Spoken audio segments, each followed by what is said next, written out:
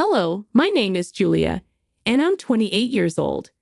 These past few months have been crazy, mostly because of my spoiled sister-in-law.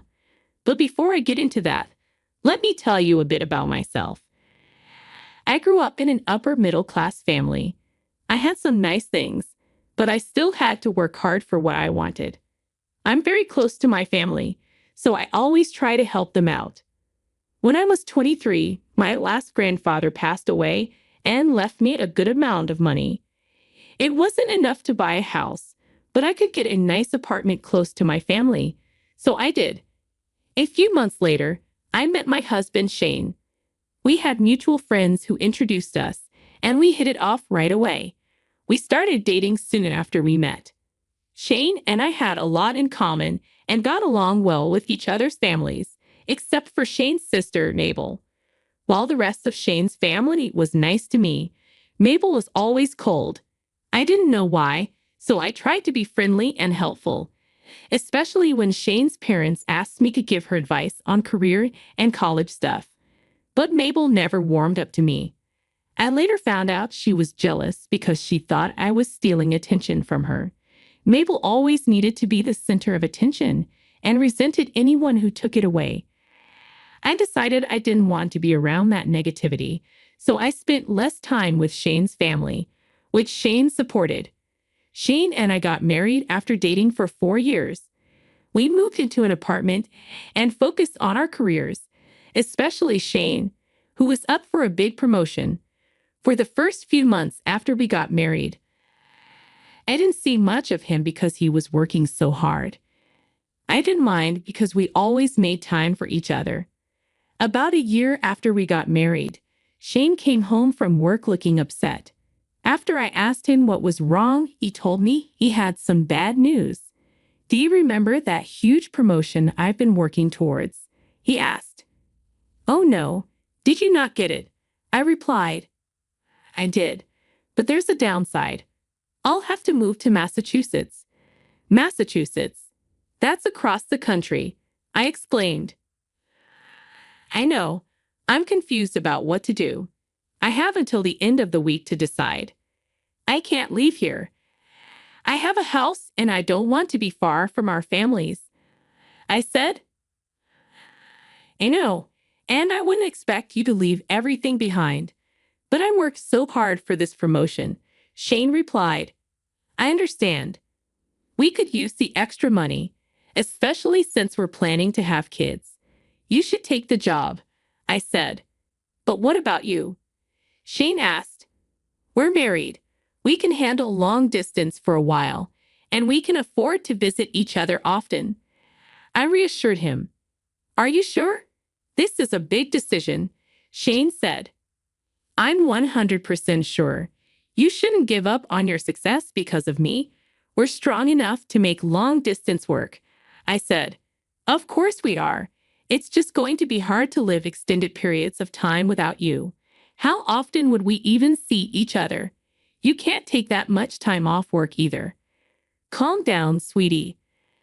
I know this is a big change, but we can figure out the details later. For now, let's just celebrate your promotion. Dinner's on me. Let's go." I was devastated, but I knew that if Shane didn't pursue his career the way he wanted, he'd start resenting me. And if I left my comfort zone, I'd feel the same way. After talking about it for a few weeks, we decided it would be best for him to work there for a couple of years. We would visit each other every 3 weeks. It would be tough, but I believed we could make it work. Shane accepted the promotion and was set to fly out in 2 months. Once everything was finalized, like his stay and all that, we told our families. They were sad but supportive. We threw Shane a great farewell party because he would be busy packing up during his last month at home. One day, during his last month, Shane came home with something important to discuss. "Sweetie, how was work?" I asked. "It was good, but I need to talk to you about something." Shane replied. "Oh, what is it?" "Mabel called me today." "How is she? Is everything okay with her? It's been a while since we heard from her." "She's doing okay but struggling to find a job. She asked if we could help her out. Of course. Did you ask her to send her resume to you? I can pass it on to a few people too. Yeah, I did, but she also asked for one more thing. What is it? She wanted to stay here for a few months. Wait, why? She wants a change of scenery. Apparently, my parents are bugging her too much, and she's fighting with them a lot. What do you think we should do? I mean, I love her, but these are your last months here before your big promotion. Don't want you to deal with anything you don't want to. And no offense, but Mabel can be difficult. I know, but she's family. It feels wrong to turn her down. Don't you think it's odd that she only asked after you told your family about the job? What do you mean? I mean, she doesn't like me, so it's odd that she asked knowing it will be just her and me here. You're right, it is odd. But I don't think she means any harm. If she does, we can just ask her to leave. That's true. So you're going to tell her she can stay? Yeah, but with a strict deadline to leave. All right, that's fine with me. Are you sure? You're the one who will be living with her? Just say no, and I'll tell her. It's okay. She's family, and I shouldn't let my issues get in the way. Thank you, darling. Hush, this is what family does for each other. To be honest, I wasn't thrilled about Mabel staying with me, but she was family, and I wanted to treat her as such. Shane made sure I was completely on board before telling her to move in. He made it clear she had to move out in 2 months. Mabel agreed and seemed thrilled to stay with us. At first, things went well. Mabel was rarely home, and we didn't set any time restrictions for her. Whenever we did see her, she was nice, and I was glad there was no tension. However, that changed quickly. Just 2 weeks after she moved in, Mabel came down for breakfast one morning, which was rare since she usually slept until noon. She seemed happy and greeted us warmly. Good morning. Good morning, Mabel. Did you sleep well? Oh, yeah. I'm so sorry I haven't been home much. I've been used to my freedom to do whatever, whenever a little too much. It's all right as long as you're safe and enjoying your time here. I replied, it's all good. Julia and I are going to get some groceries in a little while. Let us know if you need anything. I don't think I need anything specifically, but I do need to ask you guys something. Mabel said, yes, what is it? Well, before I ask you that, I need to tell you guys that I'm dating someone. Oh, that's wonderful. What's his name? How did you meet him? His name is Nathan, and I met him at a club. A club? Yeah, my friend had a birthday party at this club, and Nathan and I got to talking. He's a really cool guy. How old is he? He's 26, and before you say anything, I know you might think he's a little too old for me, but he seriously makes me happy. Like I said earlier, as long as you're being safe, we have nothing else to say. Yeah, so what is the question you wanted to ask us?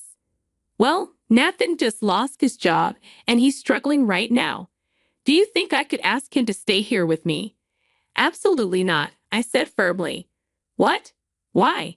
Because, first of all, we barely know him. I don't want a stranger living under the same roof as me. It's dangerous. But he's not a stranger to me. He's my boyfriend. That doesn't make him any less of a stranger to us. And secondly, he's a grown man. He can figure out his housing by himself. He can't rely on a freshly graduated girl to provide for him. You have no say in this, Julia. Shane, come on, you understand me, right? You're okay with it, right? No, of course I'm not. Shane replied, I don't think it's okay for you to even ask us when we've graciously let you live here. I don't know what kind of hold Julia has on you, but she's changed you. You're not the amazing brother I had growing up, Mabel shouted as she stormed off. I felt really bad for saying no to Mabel after she told Shane he was not a good brother. Personally, if my siblings said that to me, I would have been crushed. But Shane assured me it wasn't the first time Mabel had said something rude just to get her way.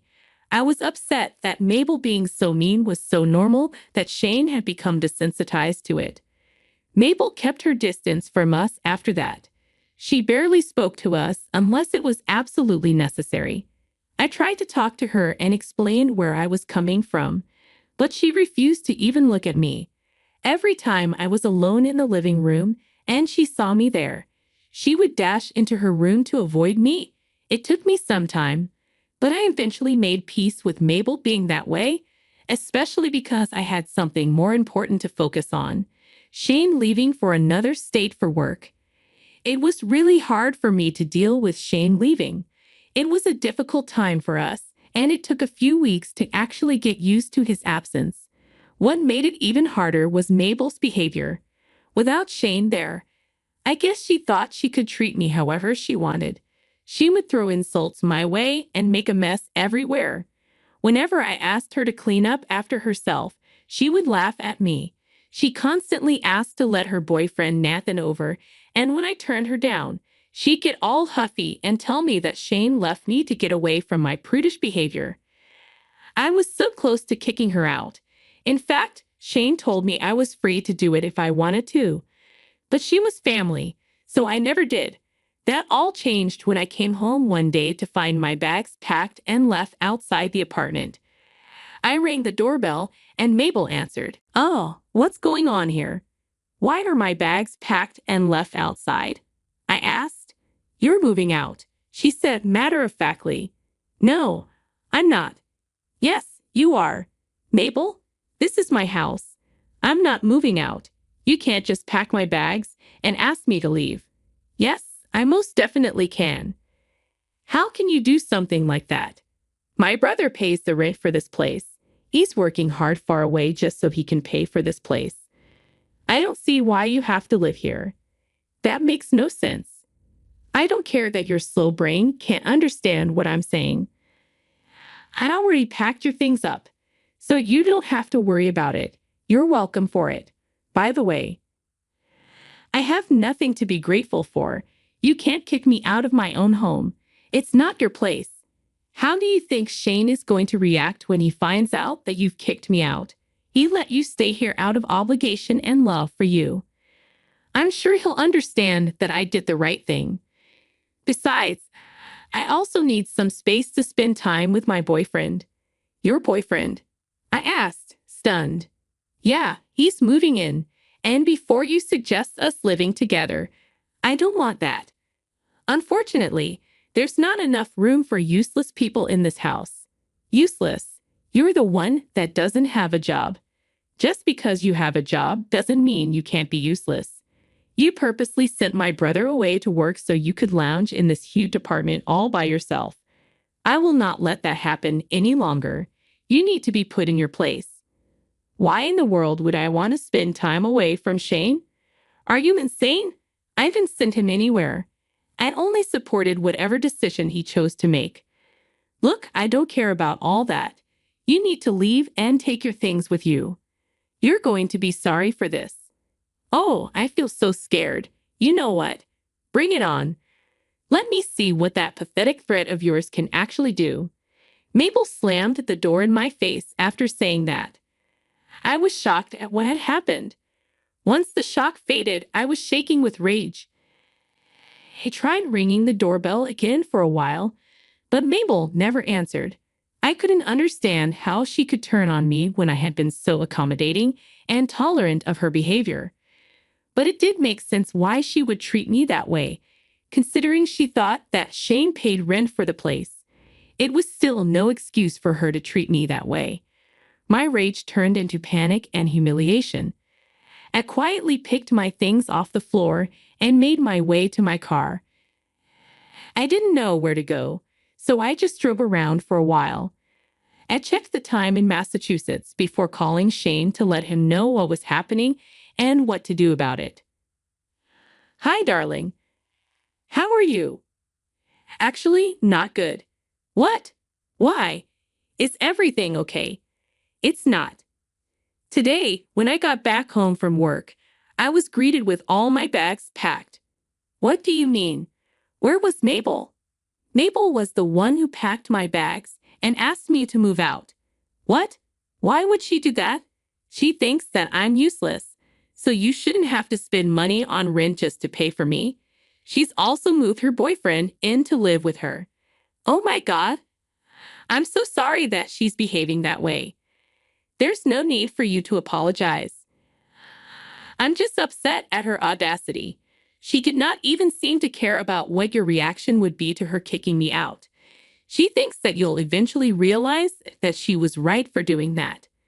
That's insane. I would never be okay with that. I'm so angry that I want to give her a piece of my mind right now. You and me both. Do you want to do something about it? I'm only asking because I want you to know that I'm going to support you no matter what you do. I don't really know what to do. Mabel clearly doesn't know that the apartment belongs to you. Maybe there's some legal action you could take. Oh yeah, of course. I do have an idea, but I don't exactly know how you feel about it. What do you mean? I could report her as a trespasser, and she would be escorted out by the police. It might even go on her record. That's a great idea. I was getting tired of her entitled behavior, and this is just the last straw. I will not have her kick you out of your own home. Are you sure? Absolutely. Besides, I really don't like her boyfriend. I'm sure it'll do him good to be taken out by the police. All right. I'll call the police right now and report Mabel. Yeah, just keep me updated about the whole thing. And if you need me to come there, just say the word. I'll let you know about it. But for now, I think I can handle everything. I knew that Shane would be on my side, but I just needed some more reassurance from him. When I got it, I immediately went down to the police station and filed a report against Mabel for trespassing.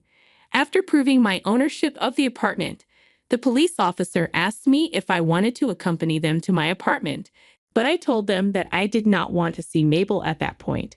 They asked me to wait there or go someplace where I could wait a while till they got Mabel out of the house.